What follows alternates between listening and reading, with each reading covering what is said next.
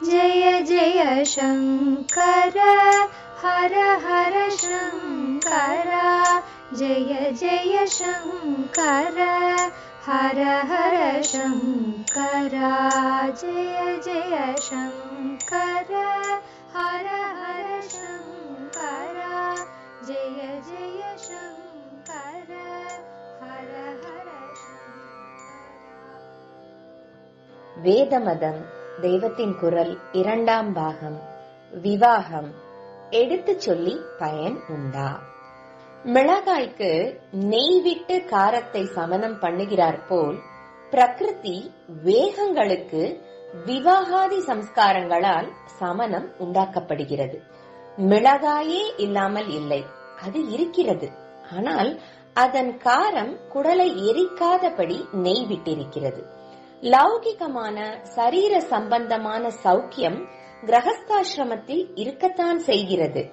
ஆனால் அது கொழுந்து விட்டெறியாமல் ஏகப்பட்ட சம்ஸ்காரங்களால் புருஷனை ஓர் அளவில் கட்டுப்படுத்தி வைக்கப்பட்டிருக்கிறது.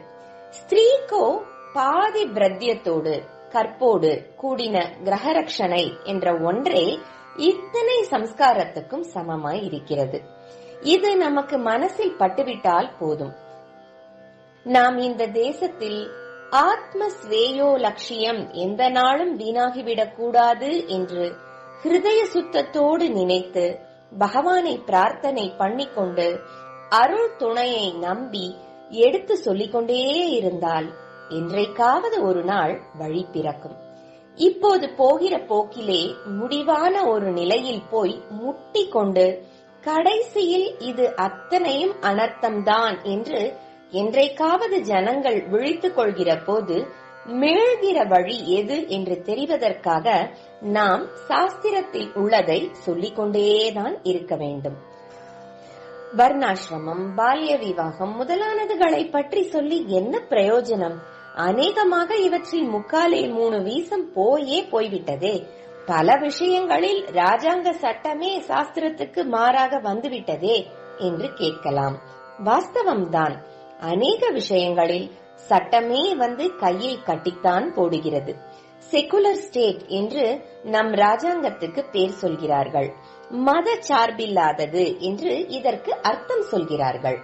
அதாவது சமூக சோசியல் விஷயங்களில் சர்க்கார் தலையிடலாமே தவிர மத ரிலிஜியஸ் விஷயங்களில் தலையிடக்கூடாது என்று சொல்கிறார்கள். ஆனால் நம்முடைய மதத்திலே இப்படி மதம், சமூகம், வீடு, தனி மனுஷன் என்று தனித்தனியாக பிரிக்காமல் எல்லாவற்றையும் சேர்த்து பின்னி இன்டகிரேட் பண்ணி ஒருங்கிணைத்தல்லவா வைத்திருக்கிறது. அதனால் சமூக விஷயம் என்று சர்க்கார் போடுகிற சட்டமும் மதத்தையே அல்லவா பாதிக்கிறது. இதை ஒப்புக்கொள்ளாமல் இன்னின்ன விஷயங்களோடு மதம் முடிந்து விடுகிறது, மற்றதெல்லாம் ராஜாங்கம் சம்பந்தப்பட்ட சமூக விஷயம் என்கிறார்கள். சரி, எல்லா மதத்திலுமே சில அம்சங்களிலாவது சமூக சமாச்சாரங்களும் வந்து விடுகிறதே. அவற்றின் விஷயத்திலும் இந்த கொள்கையை கடைபிடிக்கிறார்களா என்று பார்த்தால் இங்கேதான் ரொம்ப வேதனையா இருக்கிறது. செகுலர் ஸ்டேட்டில் எல்லா மதமும் சமம் என்று சொன்னாலும் சிறுபான்மை மதஸ்தர்கள் சோசியல் ரிஃபார்ம் சட்டங்களை ஆட்சேபித்து இது எங்கள் மதத்தில் சொன்னதற்கு விரோதமாய் இருக்கிறது, இது குரானுக்கு விரோதம், கிறிஸ்துவ கோட்பாட்டுக்கு முரணானது என்று சொன்னால் உடனே அந்த மதஸ்தர்கள் விஷயத்தில் இந்த சட்டங்களுக்கு விலக்கு தந்து விடுகிறார்கள். இம்மாதிரி சிறுபான்மை மதஸ்தருக்கு மட்டும் குடும்ப கட்டுப்பாடு போன்ற ஒன்றில் விலக்கு தந்தால் எதிர்காலத்தில் அவர்களே பெரும்பான்மையாகிவிடவும் இடம் ஏற்படுகிறது. ஆனால் செகுலர் ஸ்டேட்டாக இருந்தும் ஹிந்து மத விஷயமாக மட்டும் எதை வேண்டுமானாலும் செய்யலாம் என்ற தீர்மானம் ஏற்பட்டிருக்கிறது. மைனாரிட்டி ரிலிஜியன்காரர்கள் போல நம்மிலே ஒரு சூடு பிறந்து ஆக்ஷேபிக்கிறவர்களே இல்லை. அப்படியே 4 பேர் எதிர்ப்பு தெரிவித்தாலும் பிற்போக்குக்காரர்கள், 10ஆம் பசலிகள், அப்ஸ்கியூராண்டிஸ்ட் என்று அவர்களுக்கு பெயர் கொடுத்துவிட்டு சட்டத்தை கொண்டு வந்து விடுகிறார்கள். செகுலர் ஸ்டேட் என்றால் மத சார்பில்லாத சர்க்கார் என்றே அர்த்தம். மத விரோதமான என்று அர்த்தமில்லை. ஒரு மதம் மட்டுமின்றி எல்லா மதமுமே அபிவிருத்தியாவது செக்யுலர் ஸ்டேட்டுக்கு சம்மதமானதுதான் என்றெல்லாம் பெரிசாக பிரசங்கம் பண்ணுபவர்கள் பண்ணினாலும் பிரத்யக்ஷத்தில் ஹிந்து மதத்தை தவிர மற்ற மதங்களுக்கு விரோதமில்லாத காரியங்களை பண்ணுவதுதான் இங்கே செக்யுலர் ஸ்டேட் என்று நடந்து வருகிறது. தர்காஸ்து நிலம் மாதிரி ஹிந்து மதம் இருந்து வருகிறது. இது தெரிந்தும் ஏன் சாத்தியமில்லாத சாஸ்திர விஷயங்களை நச்சு நச்சு என்று சொல்கிறாய் என்றால், இப்போது இப்படி இருந்தாலும் இன்னும் எப்படி எப்படி போகும் என்று சொல்ல முடியாது. அமெரிக்காவில் டாலரே விளைகிறது, அங்கே ஜனங்களுக்கு ஒரு குறையும் இல்லை என்றுதான் போன தலைமுறையில் நினைத்தோம். ஆனால் இப்போது எப்படி இருக்கிறது? அந்த தேசத்து ஜனங்களுக்கு இருக்கிற குறை மாதிரி, சூன்ய உணர்ச்சி மாதிரி வேறு யாருக்குமே இல்லை என்று தெரிய வருகிறது. டாலரினாலேயே இத்தனை குறையும் என்றும் தெரிகிறது. லௌகிக சௌக்கியத்தின் உச்சாணிக்கு போன பிறகுதான் அவர்கள் இதிலே ஆத்மாவை எப்படி சூன்யமாக்கி கொண்டு விட்டோம் என்று விழித்துக் கொண்டிருக்கிறார்கள்.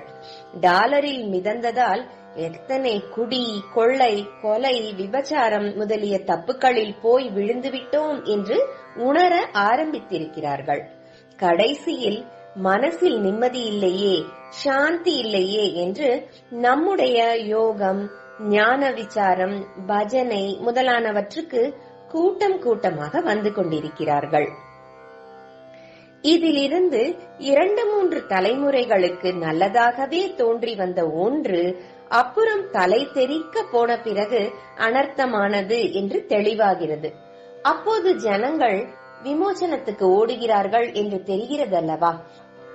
இப்படியே இந்த 2 தலைமுறைகளாக நல்லது என்று நினைத்து பெரும்பாலும் நல்ல எண்ணத்துடனேயே நம் தேசத்தில் பண்ணப்பட்டிருக்கிற சாஸ்திரத்துக்கு முரணான விஷயங்களாலும் எத்தனை ஹானி ஏற்பட்டிருக்கிறது என்பதை இன்னொரு தலைமுறை உணரக்கூடும்.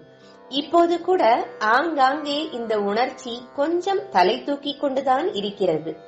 ஆரம்பத்தில் நன்றாயிருந்து குதிரை குட்டி மாதிரி இருந்து போக போக ஸ்வரூபத்தை காட்டுகிற மாதிரிதான் சீர்திருத்த காரியங்கள் நடந்திருக்கின்றன என்று முடிவிலே முட்டிக்கொள்கிற ஸ்திதியில் தெரிய வரலாம். கீதையில் பகவான் 2 வித சௌக்கியங்களை சொன்னார். யதக்ரே விஷமிவ பரிணாமே அமிர்தோபமம் என்பது ஒன்று. ஆரம்பத்தில் விஷம் போல் இருந்துவிட்டு முடிவிலே எது அமிர்தமாகிறதோ அதுதான் உயர்ந்த சாத்விக சௌக்கியம். முதலில் ஆலகாலம் வந்துவிட்டு பிறகு அமிர்தம் வந்தது இப்படித்தான். சாஸ்திரம் தனி மனுஷன், குடும்பம், சமூகம் எல்லாவற்றையும் கட்டுப்படுத்துகிறதே என்று ஆரம்பத்தில் விஷம் மாதிரி கசந்தாலும் போக போக இதுதான் எல்லா கட்டுக்களும் தெரித்து போகிற ஆத்ம சுதந்திரம் என்கிற பேரானந்தத்தை தருகிற அமிர்தம் என்று தெரியும். இதிலே விஷம் தற்காலிகம், அமிர்தம் சாஸ்வதம். இன்னொரு சௌக்கியம் யதக்ரே அமிர்தோபமம் பரிணாமே விஷமிவ என்பது. முதலில் அமிர்தமாக தித்தித்து விட்டு போக போக விஷமாகி விடுவது. இங்கே அமிர்தம் தற்காலிகம், விஷம் சாஸ்வதம். அமெரிக்காவில் டாலர் இப்படித்தான் முதலில் அமிர்தமா இருந்துவிட்டு இப்போது விஷமாகி இருப்பதை அவர்களே தெரிந்து கொண்டிருக்கிறார்கள். இப்படியே இங்கும் எதிர்காலத்தில் தனி மனித நிறைவு, சமூக கட்டுக்கோப்பு இரண்டும் ஹானி அடைந்து சாஸ்திர விரோதமாக பண்ணினதெல்லாம் முதலில் அமிர்தமா இருந்தாலும் பிறகு இப்படி விஷமாகிவிட்டதே என்று புரிந்து கொண்டு அழுகிற காலம் வரக்கூடும். அப்போது அமிர்தத்தை தேடுகிறவர்களுக்கு அது எங்கே இருக்கிறது என்று தெரிய வேண்டும் அல்லவா?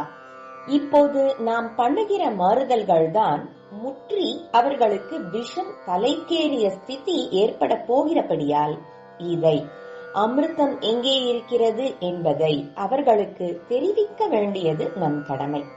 அதற்காகத்தான் இப்போது நாமே இந்த சாஸ்திரோக்தமான சமாச்சாரங்கள் என்ற அமிர்தத்தை குடிக்காவிட்டாலும் பின் தலைமுறைகளில் நம்மை விட க்ஷீண தசைக்கு போய் விஷம் தலைக்கேறி விமோசனம் தேடுகிறவர்கள் தேடும்போது அவர்களுக்கு உதவுவதற்காகவாவது இந்த சமாச்சாரங்களை குழி தோண்டி புதைத்து விடாமல் சொல்லிக் கொண்டிருக்க வேண்டும்.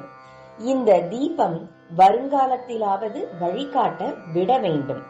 இந்த எண்ணத்தில்தான் காரியத்தில் செய்ய முடியாமல் கையை கட்டி போட்டிருந்தாலும் இன்னும் வாயை கட்டவில்லையே என்பதால் சாஸ்திர விதிகளை ஓயாமல் சொல்லிக் கொண்டிருக்கிறேன்.